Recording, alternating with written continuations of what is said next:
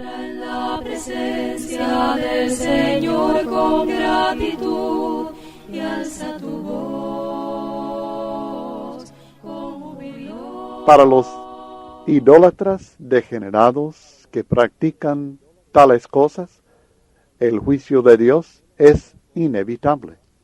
Para el hombre que juzga a los que tal hacen, es inevitable, porque el juicio de Dios se basa en la realidad de nuestra propia injusticia, no en nuestra condenación de otras personas.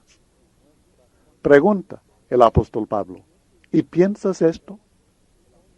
Y esto indica que su modo de pensar acerca del juicio de Dios estaba muy equivocado. Ellos se imaginaban de alguna manera escaparse del juicio, por compararse con otras personas, por algunas buenas obras que habían hecho, por quién sabe.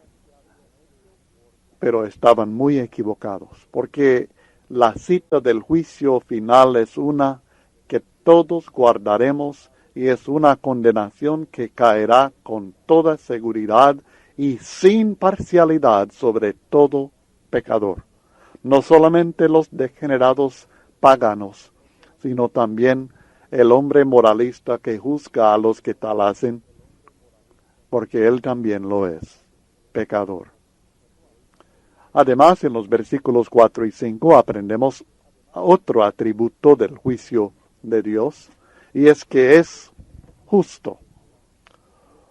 O menosprecias las riquezas de su benignidad, paciencia y longanimidad, ignorando que su benignidad te guía al arrepentimiento.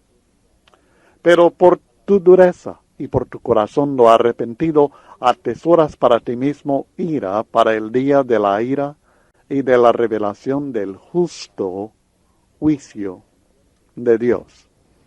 Por supuesto, aprendemos mucho más en estos versículos, no solamente que el juicio de Dios es justo, pero en cuanto a los atributos que estamos estudiando del juicio divino, este es el que se enfoca en este versículo.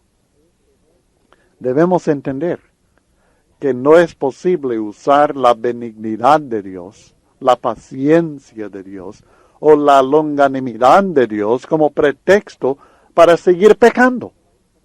Y aparentemente esto es lo que piensa la gente. No solamente en aquel tiempo, sino en nuestro tiempo. Hay muchas personas que creen que pueden pecar y seguir pecando, y porque Dios es tan bondadoso, tan benigno, tan paciente, que Él en el último día nos va a perdonar, pasará por alto nuestra persistencia en el pecado. Pero esta es una tremenda presunción de parte del ser humano que así piensa. Ahora, Dios es benigno y paciente, pero lo es con el propósito de guiarnos al arrepentimiento, dice el texto. El propósito de las manifestaciones de la benignidad, la paciencia, la longanimidad de Dios, es para que nosotros seamos guiados, atraídos por medio de esta bondad divina al arrepentimiento.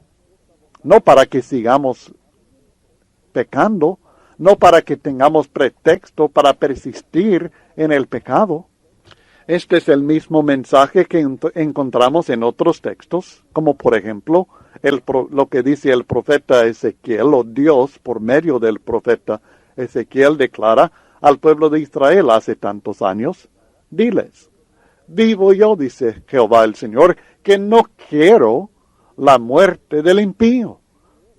Dios no quiere condenar al impío, Él es paciente, Él es benigno.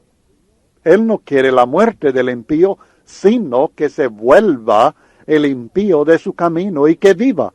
Él no quiere la muerte del impío, lo que quiere es que el impío se arrepienta. Pero si no se arrepiente, la muerte es exactamente lo que recibirá. El requisito para que viva es que primeramente vuelva de su camino, Volveos, clama, volveos de vuestros malos caminos. ¿Por qué moriréis, oh casa de Israel?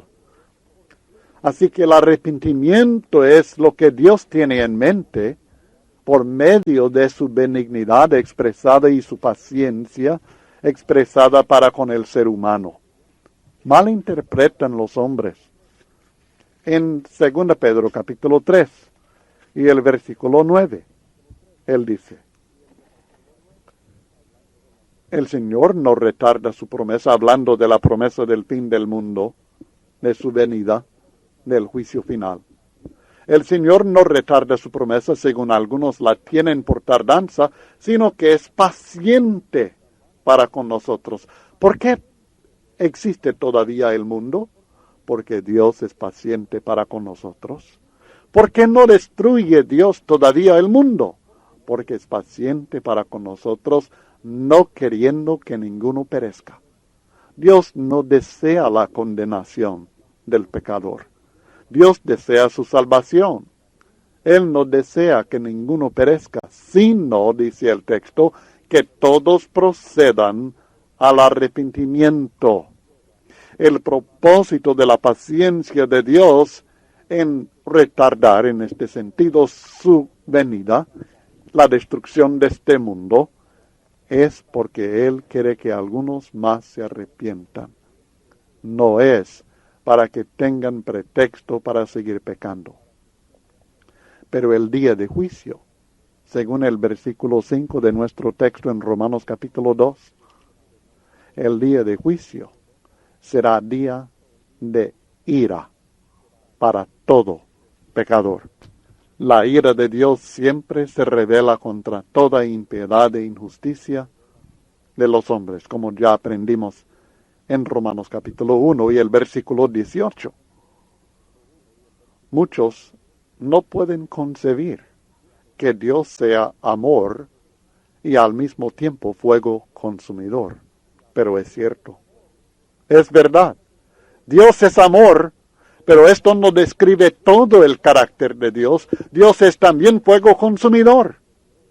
Y con fuego consumirá, con ira condenará a los pecadores no arrepentidos. Por esto es tan paciente y benigno ahora, para que nos arrepintamos. El hombre que cree que puede seguir pecando y luego en el día de juicio apelar a la benignidad de Dios. Y muchos dicen, yo no me puedo imaginar que un Dios tan tierno, tan benigno, tan amoroso pueda condenar a alguien al infierno.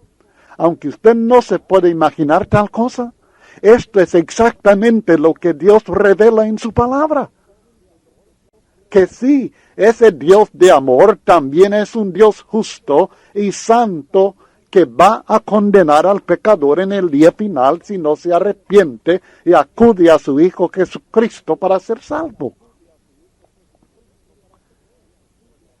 Así que el hombre que cree que puede hacer esto, que puede seguir pecando y luego apelar a la benignidad de Dios en el día de juicio, en realidad lo que hace es, uno, menospreciar las riquezas de la benignidad, paciencia y longanimidad de Dios. 2, ignorar el propósito de la benignidad de Dios, que es guiarnos al arrepentimiento. Y 3, tiene un corazón duro y no arrepentido. Y 4, está atesorando para sí mismo ira.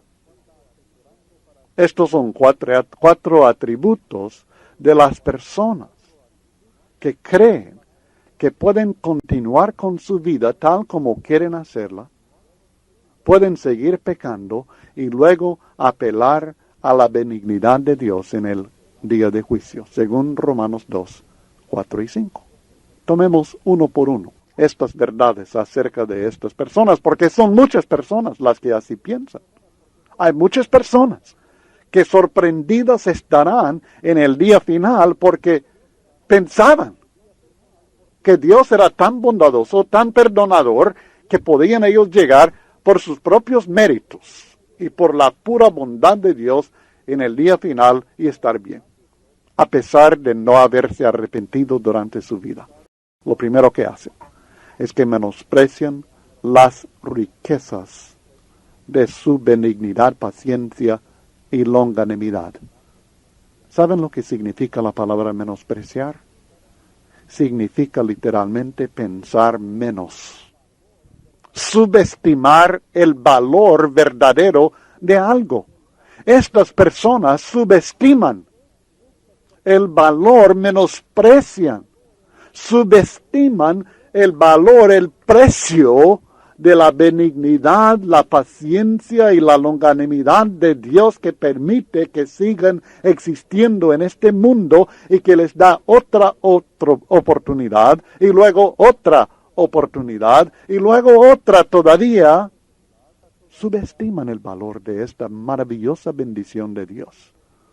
En su modo de juzgar las cosas, no aprecian el verdadero valor de estas riquezas espirituales que caracterizan la actitud de las acciones de Dios hacia todo ser humano. Esto es algo que vemos ilustrado tan claramente en el pueblo de Israel en el tiempo de Pablo.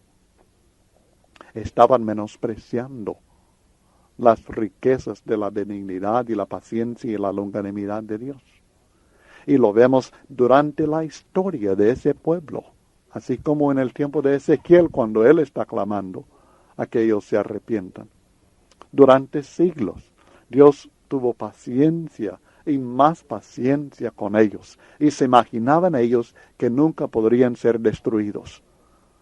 Sorpresivo fue para ellos el que llegara el día cuando los babilonios tomaron su ciudad santa, destruyeron su templo y los enviaron a la cautividad durante 70 años.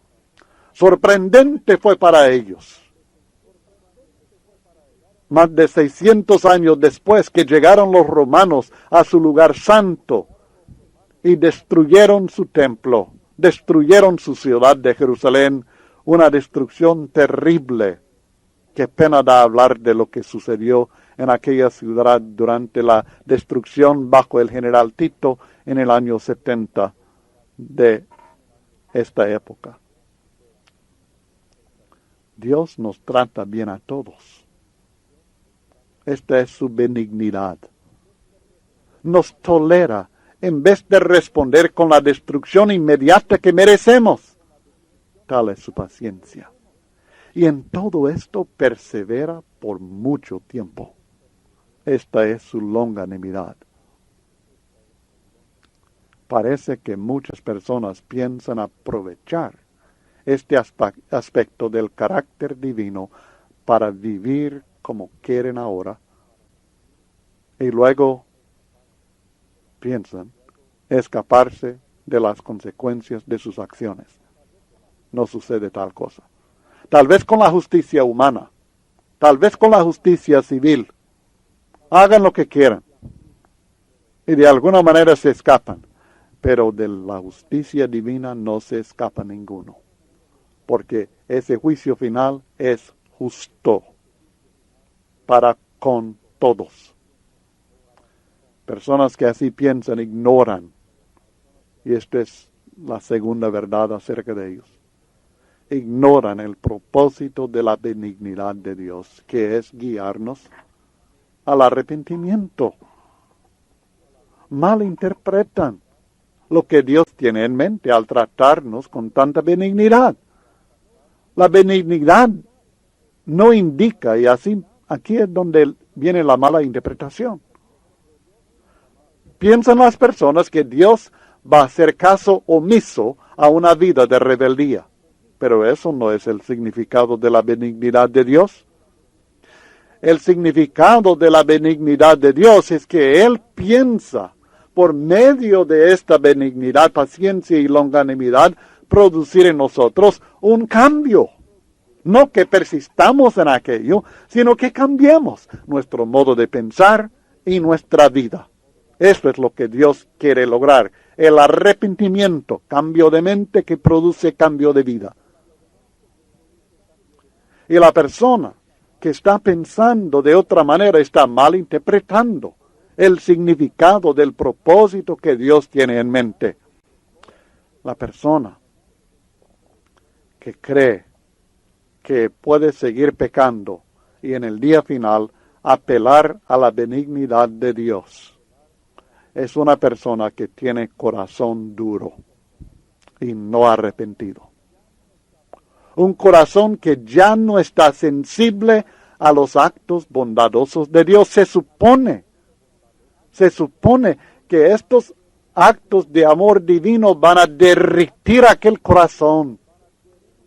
Se supone que sentiremos nosotros el deseo, si no la obligación, de sujetarnos a uno que nos ama tanto, que nos ha dado tanto, que las bendiciones son tan maravillosas, que su amor, su sacrificio por nosotros es tan maravilloso, tan eterno.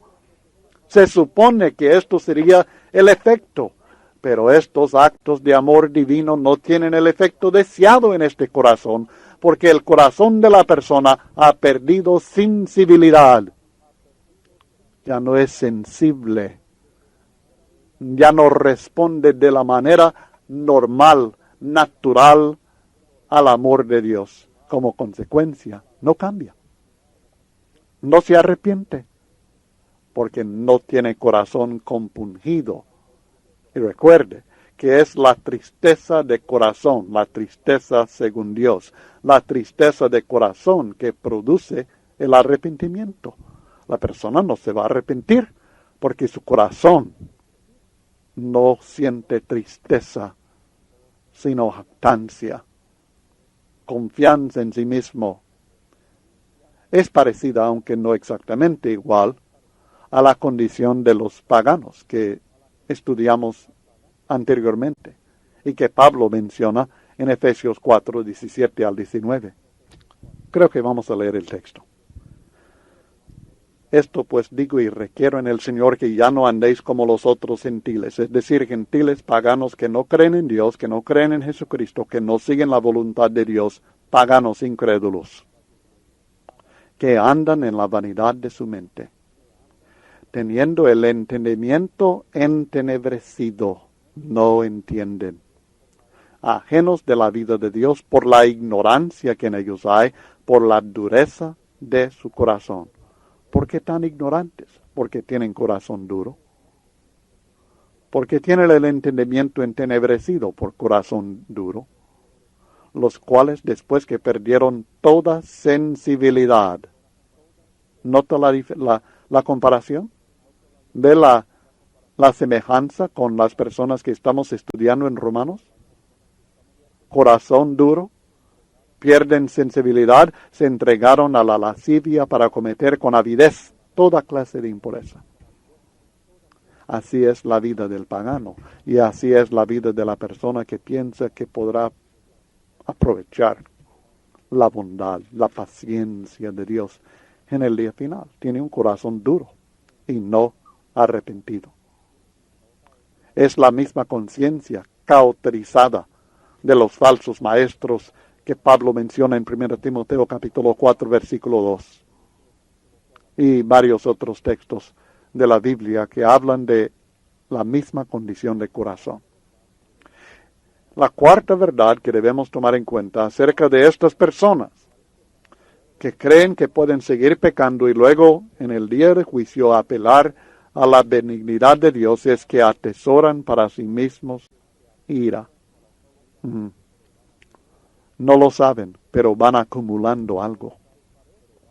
Tal vez les parece que van acumulando posesiones, riquezas, placeres, potestad, popularidad, pero lo que van atesorando en realidad es ira, que será desatada en el día final.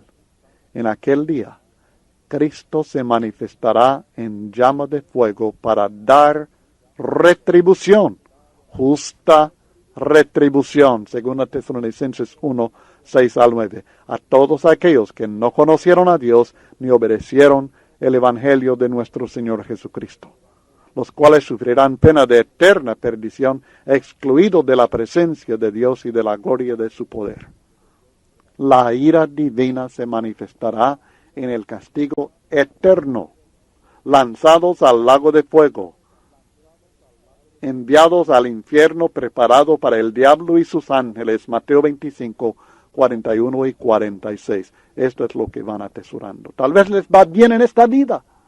Tanta bondad, tan benigno, que Dios mire cómo me va bien en esta vida.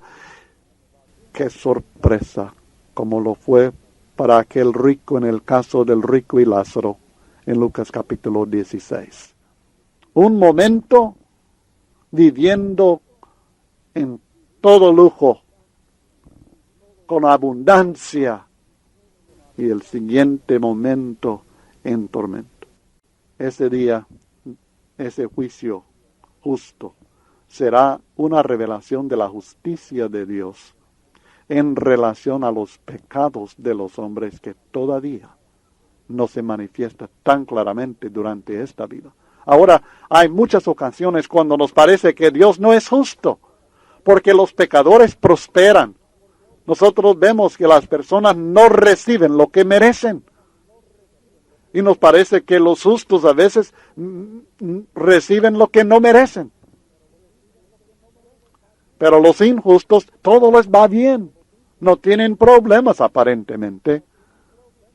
Aunque en el interior no creo que estén tan bien. Pero en aquel día se revelará la justicia de Dios en relación a aquellos pecados que a nosotros en esta vida nos parece que, bueno, se salen con la suya. Pero no será así en aquel día. El siguiente atributo del juicio de Dios, que se presentan en los versículos 6 al 10 de Romanos capítulo 2, es que es paga, es conforme a sus obras. Es paga. Leamos Romanos 2, los versículos 6 al 10. El cual pagará a cada uno conforme a sus obras. Vida eterna a los que perseverando en bien hacer buscan gloria y honra e inmortalidad. Pero ira y enojo a los que son contenciosos y no obedecen a la verdad, sino que obedecen a la injusticia, tribulación y angustia sobre todo ser humano que hace lo malo, el judío primeramente y también el griego. ¿Ven el contraste entre aquel que persevera en bien hacer y aquel que no obedece, aquel que persevera en mal hacer? Pero gloria y honra y paz, versículo 10, pero gloria y honra y paz a todo el que hace lo bueno, al judío primeramente y también al griego. Ahora encontramos este mismo principio en varios textos de la Biblia, tanto del Antiguo Testamento como también del Nuevo Testamento, que el juicio es conforme a las obras de la persona. Cada quien tendrá que entregar cuentas por sus obras, sean buenas. Mientras estaba en el cuerpo, mientras está en esta vida, sus obras se están registrando en cierto sentido, y tendremos que responder por estas obras, dice la Biblia. Este es el juicio. Hay que recordar algo, que las buenas obras son evidencia palpable de tener una fe viva y legítima. Esto es lo que Santiago enseña en el capítulo 12 de su epístola, en especial los versículos 14 al 26. La fe que obra por el amor es lo que Dios está buscando. De la misma manera, las malas obras son evidencia de la condición pervertida del corazón del individuo. Y esto es lo que nuestro Señor Jesucristo en Lucas capítulo 6, versículos 43 al 45 nos enseña con estas palabras. No es buen árbol el que da malos frutos, ni árbol malo el que da buen fruto, porque cada árbol se conoce por su fruto, pues no se cosechan higos de los espinos, ni de las zarzas se vendimian uvas. El hombre bueno, del buen tesoro de su corazón, saca lo bueno, y el hombre malo, del mal tesoro de su corazón, saca lo malo, porque de la abundancia del corazón habla la boca. Así que las buenas obras son evidencia de una fe viva y legítima. Las malas obras son evidencia de un corazón incrédulo, pervertido, endurecido. Ahora, comparemos las dos pagas, porque hay dos pagas aquí, en los versículos 7 y 8. Y esto sencillamente lo puede ver en el texto, en los versículos 7 y 8, y aún en 9 y 10 comparamos otros puntos. Vida eterna es una. En contraste, tenemos ira y enojo. En el versículo 7 está la vida eterna. En el 10, la gloria, honra y paz. En el versículo 7, a los que perseverando en bien hacer, es decir, la práctica de su vida es hacer el bien, vida eterna. Gloria, honra y paz. A los que buscan gloria, honra e inmortalidad, reciben el anhelo de su vida se cumple. Una persona tiene un anhelo en su corazón, servir a Dios. Una persona practica el bien. A todo el que hace lo bueno, según el versículo 10, es decir, el carácter de la vida de la persona es hacer lo bueno. Estas personas son las que reciben vida eterna, gloria, honra y paz. Luego, al otro lado, en el versículo 8 habla de ira y enojo, en el 9 de tribulación y angustia, y nos dice en el versículo 8, a los que son contenciosos, ellos reciben ira y enojo, tribulación y angustia. A los que no obedecen a la verdad, versículo 8, reciben ira y enojo, tribulación y angustia. A los que obedecen a la injusticia, el mismo versículo 8, reciben ira y enojo, tribulación y angustia. Y en el 9, sobre todo ser humano que hace lo malo, recibe ira y enojo, tribulación y angustia. Ahí está el contraste. Habla de los contenciosos. Hay algunas otras palabras que traducen esta palabra eritea del griego como ambiciosos o obstinación egoísta, la nueva versión internacional. Pero sea cual sea la traducción exacta, correcta, en ambos casos se trata de una actitud que se opone a Dios, porque busca lo suyo propio, en sentido totalmente carnal. Estamos hablando de alguien egoísta, de una persona que está buscando salir con lo suyo, que desea lo que él quiere. Los contenciosos insisten en lo que ellos piensan y quieren. Los ambiciosos, si esto fuera la traducción correcta, tienen la misma actitud, quieren lo que ellos piensan y quieren, porque se quieren avanzar personalmente en base a su propia agenda. ¿Usted conoce a personas con este carácter? Personas con este carácter son los que recibirán ira y enojo, tribulación y angustia.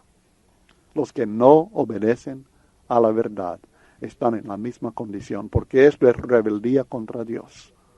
Y en este caso no estoy tan seguro que se refiere específicamente al Evangelio, pero claramente se incluye, porque la verdad es la voluntad de Dios, la justicia que Él quiere que practiquemos. Son los mismos que obedecen, en vez de obedecer la verdad, obedecen la injusticia.